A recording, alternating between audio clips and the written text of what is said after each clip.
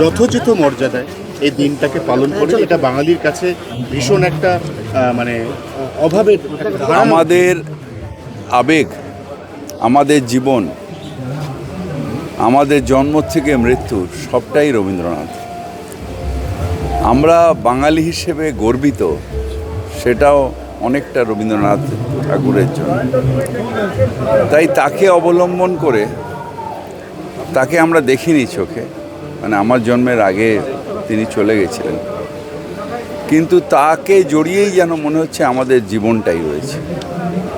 তাই এই দিনটা আমরা সবাই ভাবি যে এই দিনটা আমার জন্মের আগে এলো কেন আমরা রবীন্দ্রনাথ ঠাকুরকে দেখলাম না। এটা আমাদের এই প্রজন্মের একটা আক্ষেপ যে আমরা কেউ দেখতে পেলাম না রবীন্দ্রনাথ, কিন্তু এই দিনটা এসে শ্রদ্ধা জানিয়ে তাকে অনুভব করার চেষ্টা করি।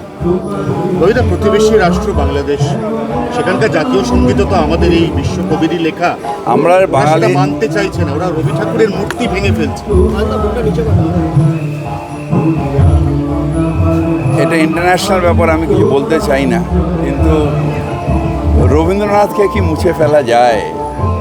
রবীন্দ্রনাথকে কি সরিয়ে ফেলা যায়? বিশ্বকবি বিশ্ব মানুষের হৃদয়ে থাকে,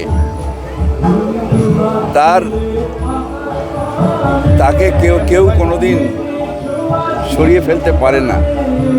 বাঙালির হৃদয়ে রবীন্দ্রনাথ রাজ করেন, এটা সবাইকে অনুভব করতে হবে। আপনি নিজে যখন এই ভিডিওগুলো দেখলেন, আপনি কতটা ব্যথা পেয়েছেন? ব্যথিত, অত্যন্ত ব্যথিত।